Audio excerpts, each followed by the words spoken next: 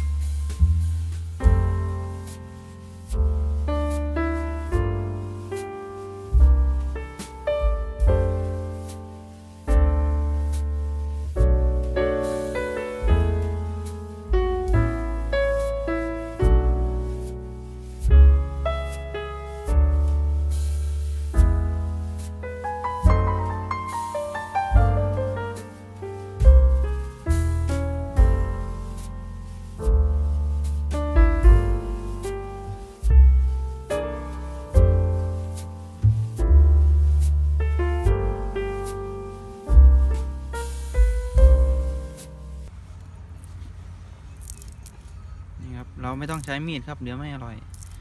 ใช้มือนี่แหละบิดกูจะขับตัวหมอกลงไหมตกลงมั้งดูนะครับพ่อครัวก็จะยุ่งเดินไปทั่วเทียบทั่วแดนเขาไม่ต้องใส่น้ำอุ่นใช่ไหมสูตรนี้หนาวแล้วไม่ต้องใส่น้ำอุ่น